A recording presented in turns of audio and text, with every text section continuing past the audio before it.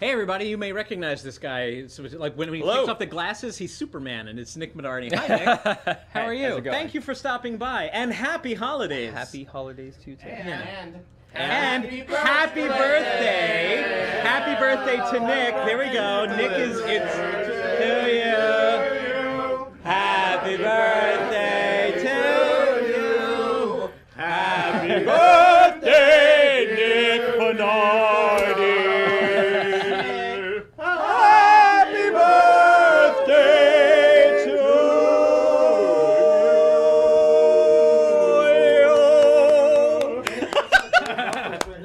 You know what? Dan can sing. and I believe that this is why the whole thing was set up. No, to not just show really. how you could sing them. That was excellent. If the lead audio designer says I can sing, then I must really be Thank able you to sing. guys. You didn't have to do that. I was actually expecting to just kind of secretly make it I through know. this QA without having any birthday No, yesterday recognition. it was said, they were like, oh, we should get Nick a cake and give it to him on the air. I'm like, that would be great for the stream. So yeah, my breakfast this morning is cake. Oh, fantastic. Yeah, no, it should be. So now that we'll give you the cake as soon as you're done your interview. So first of all, everybody's saying happy birthday. First question to you is, what hair products do you use? You said anything. And of course, keep in mind, this comes from Toy Machine, so that comes from Elliot. No, actually, it's a secret, but if you read between the lines, I think you can figure it out. It's there actually in code. Is it egg whites? Yeah, it's no, we save the egg whites for the nog. All right, yeah, there is nog. So is he legal now? Yes, I believe he is. Yes. But congratulations on being 21 again. Is that what they mean? Is that what they mean by legal? I think so. Well, okay, or 18 again. I suppose. Yeah, I don't know. Sure, one of those. So yeah, if you have any questions for Nick, I'll be checking the chat. But in the meantime, you just brought up a really good point. You said, yeah, I think a lot of people don't think about where Rocksmith came from. They're just sort of used to the soul-crushing pace of weekly DLC. At this point, I mean, we're in 2014. We're going to be in 2015. I thought it would be a nice little chance to just like recap on where it came from. So Rocksmith actually Are you allowed to say what it was called before? Are you legally allowed? Because I heard about this product now before that it you was called said that, Rocksmith. you're freaking me out. But I assume so.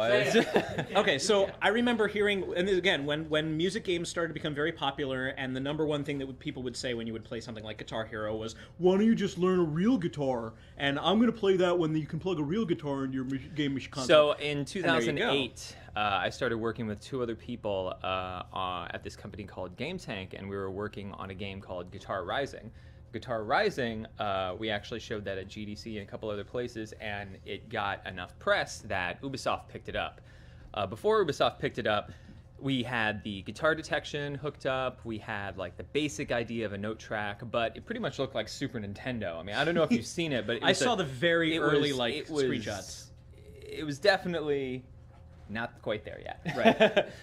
And then after we got it to Ubisoft, Paul Cross came on the project. Now Higo came on the project, and it was me. And at that point, Olivier was the only programmer who was hired. Olivier, if you're listening, hi. But yeah, and that's where all of the big stuff happened. That's where we got dynamic difficulty in there. That's where we got the actual 3D interface for the notes to fall on the guitar neck. And what was important about that is then anybody can kind of pick it up and go. You don't need to know how to read tablature. You don't need to know how to read music or anything like that. That's where the tech for the actual guitar tones got put in. Much more detection work, including chord detection and stuff like that. And it really developed into what the first Rocksmith was. And then everybody knows that. And then from there, we made massive improvements. And 2014 is... Yeah, the evolution between Rocksmith 1 and Rocksmith 2014. Again, I saw this as a press member at the time, and then it's just a fan. And so I bought Rocksmith. I was like, that's pretty good. You know, I hate the interface. I notoriously was like, I hate the interface. Why don't you just use Tab? Can you finally answer that one? Why don't we just use Tab? So the reason why it was Tab at first. Like the prototype was actually Tab, and we were reading it and playing it that way. The problem is it's very simple. You have to make a conversion, right? First of all, the strings are flipped, which for a lot of people actually kind of screws them up right away. But then you have to look at the bottom string, know that the bottom string's actually the top one, and then you have to look at the number and then count up along the neck, and it's just... It's too much. I know it seems really simple, but it's too much math. And it's slow speeds, it's fine, but when it starts to get faster and when you start to get into solos and stuff like that, it's too hard. So putting it, it's just too hard to read it that fast. So Right. making it 3D and actually seeing the movement, seeing where it goes, solves a lot of that. It makes it so people are able to navigate it a lot faster. See, because I came in knowing tablature, so I was, Right. hey, I know tab. As did I. Right. So, but a lot of people don't remember that Rocksmith is really built with people who have never touched a guitar before in mind. So if you're coming at it with no prior knowledge, this is going to help you get comfortable with the instrument. Like, it's built for that. But if you flip, there is a thing in the options for invert strings. People tease me because I'm the only person on the team that still prefers invert strings. But if you're used to sight reading tab, go in, hit invert strings, and it will put the low E on the bottom of the thing. And it does help me a lot more. And so it's just be a able to preference. sight read. It's like the inverted y-axis on a first-person shooter. Some people just prefer it inverted, even if they've never played before. Most people want it the way that we set it up, but my girlfriend, actually, she first started playing, and she's like, why is it upside down? I'm like, you've never played guitar before. What do you mean? Like, why is it brain sees it as and she's like, can we flip it? I'm like, yes. Yeah. So I have... But, so yeah, I have a couple other questions. So somebody asked, who did the masterful performance voice work? Who is the voice actor of Rocksmith? Who is Rocksmith guy? So it's actually a professional voice actor. We interviewed like a bunch of different people for it. The reason why we chose him, actually, I forgot his name. Jared, do you remember? The first one was Gideon, right? Or is that It's not Gideon. Second, Grant George. Oh, there you go. What I really liked about his voice is that it, like, actually, when we got some of it in the game, when we were listening to it, and like especially like during the instructional parts and stuff like that, it really like made me want to play. He seemed like a cool guy who like knew what he was talking about and like was really educated on, but didn't seem like too old that you were gonna be detached from him, and didn't seem like too like, yeah, go get him. You know, it's like, totally not like radical dude, you know. Yeah. And he's not overbearing. He He's seems sort of like enthusiastic but friendly. Yeah, he seems like someone that you're willing to accept praise from. You know, and someone who you kind of think is cool, and someone who you don't want to get let down, or maybe like feel a little bit challenged when he does let you down. Like, so performance. Okay, performance. Like, what do you mean that was okay? Yeah. What's the highest and lowest notes that Rocksmith can recognize? The highest and lowest notes. Yeah, in the note detection, because drop C, we're kind of sometimes drop C is a little dicey. So when you're looking for the lowest notes, you're looking for the lowest tuning on the bass, right? So I believe that we have drop C is our lowest note for the actual lowest string on the bass, and the highest one. Do we go up to 24 now? Up to 24. I think we go up to 24 frets. We were resistant to doing that at first because not everyone has a 24 fret guitar, but we figure for that. Those ignore notes. Yeah, and for the, so in other words, like for the ones that are super high where not everyone has that guitar, if you miss them, it doesn't count against your scoring because that's unfair. You're like, I'm stuck. Are you going to add any more instruments to session mode? So you talked about this a little bit last time that you were on the show. Nick went through, we have an archive stream where we talk at length about session mode and how it sort of came to be and what it does. But at the time you had said it was very much a 1.0 product. Like, session mode is new for 2014, and you had an idea of what you wanted to do, but you didn't necessarily get to do everything that you wanted to do in the context of what we believe session mode can become over time. But people keep saying, "Oh, can I download even more instruments?" There's like 200 instruments already in session mode. 77. Are there 77? Close. So 200 minus 143 or 163 or whatever. I'm bad at math. Yeah.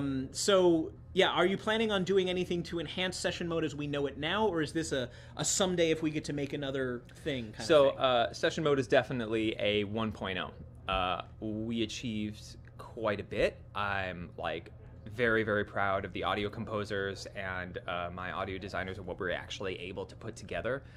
It is a 1.0. We're definitely like want to do a lot more with it. Whether or not we're gonna have like DLC for new instruments or something in the near future, it's probably not gonna happen. It's probably more of a like you were saying, more of a full kind of long-term thing. But it's something really special, and what I like about session mode is, especially for people who play a little bit, they just start playing and they feel like it's magic. It's like, what do you mean a band can play along with me? What do you mean I can just fire and hire people, whoever I want, and I can play whatever I want?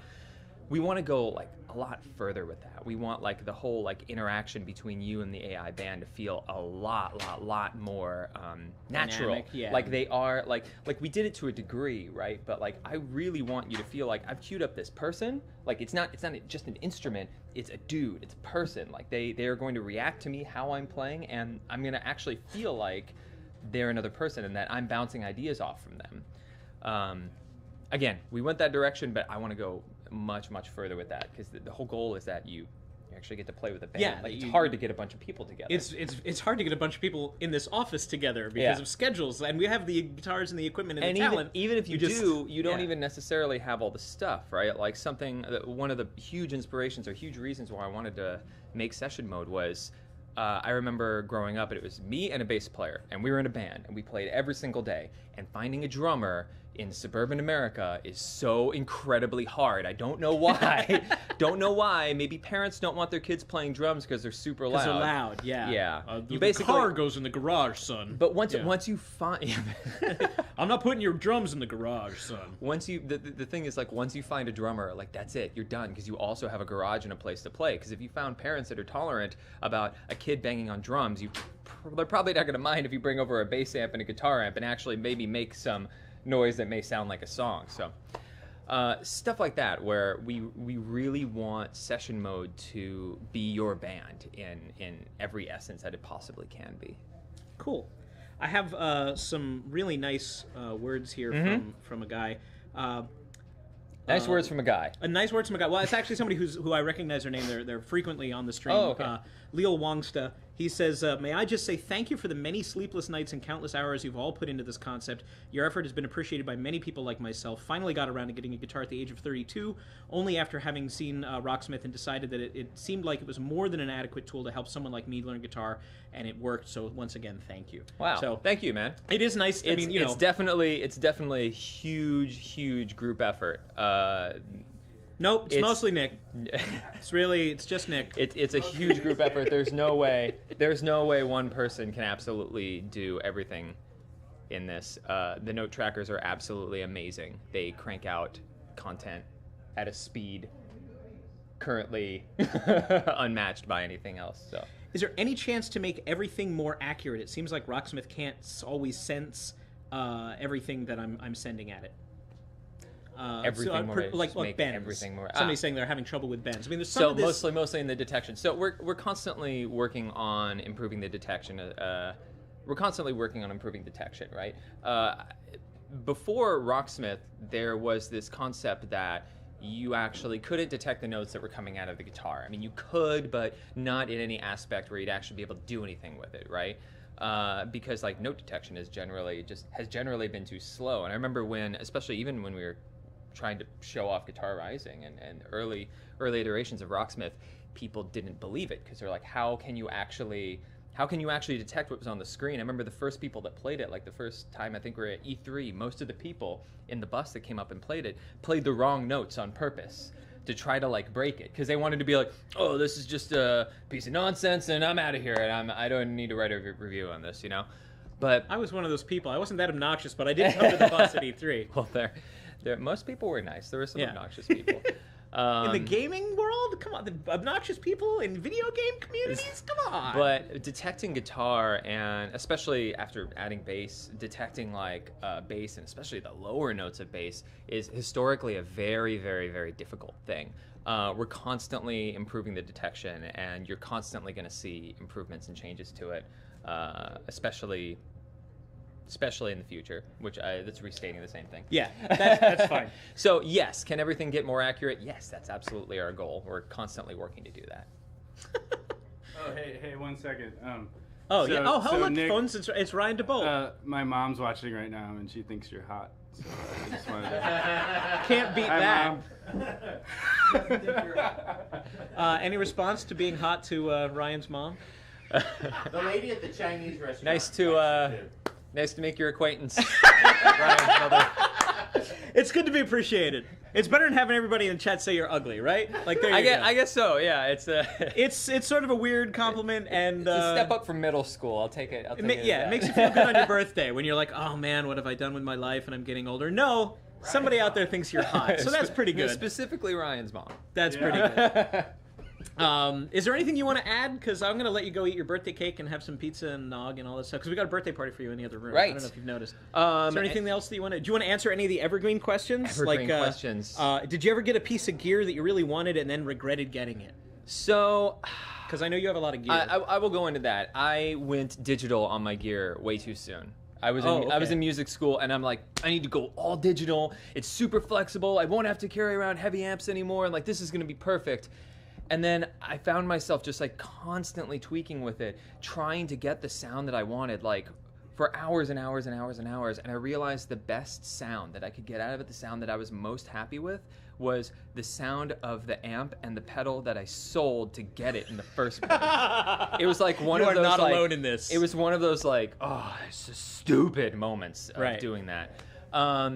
Nowadays, digital stuff is... I was going to say, like Rocksmith 2014 being an all-digital thing. No, nowadays it's much, much better. It sounds pretty fantastic now. Yeah. I mean, nothing really takes the place of having like a real guitar amp, and I definitely suggest at some point like getting a real amp and feeling just the power that comes from it and the ability to piss off your neighbors. Like there's something really powerful about that. I actually got my first tube amp this year. Really? I've been nothing but solid state practice amps and digital modelers and stuff. Yeah. And I thought, what's the big deal? How much different can it be? And I got a little 4-watt Vox. Yeah. With like a handle on it.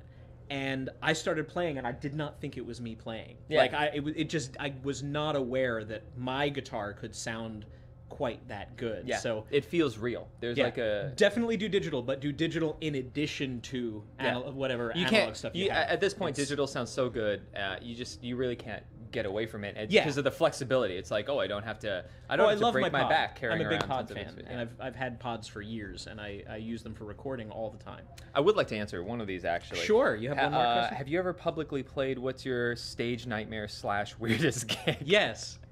These are the standard questions that I never get to ask. Okay, I'm going to kind of extrapolate a question from here that I think is a little bit more entertaining. We're talking in the back room, and I said, have you guys ever had that dream, like where you're playing that gig, and then Matt interrupted me. He's like, yeah, and you show up, and like you don't have your sheet music, and you don't like have your cable set up, and you don't have this. And I said, well, like you get on stage and you don't have any songs to play. You forgot all of your songs. And then Brian said something else, and I realized like every musician's got their own like kind of twist on the, oh my God, I'm playing a gig and I'm unprepared because I don't blank. Right. Everybody's got one. I don't have pants. It's like non-musicians. I didn't practice. My cable broke. No, the thing is, if you don't have pants, you could still play the show. It's a very specific... That's true. It's a very specific thing. And I think like once you become a musician, all of those dreams of like, oh my God, I'm in high school naked, like those go away, and instead they're replaced by, I'm not prepared to play this gig. I cannot play this gig because they did something terribly, terribly wrong. Oh, cool. Right. Thank you so much, and happy birthday. Yeah. Happy holidays and happy everything. Are you one of those people that winds up getting combination gifts because you're a week away from Christmas? It depends. If they're close enough to me, people who are watching, that doesn't happen. If they're more distant relatives that you only see like once a year or something like that, then yeah. Then you get the combo gift. Enjoy your birthday Christmas cake. Yeah. Thanks for having me. Thanks for coming on.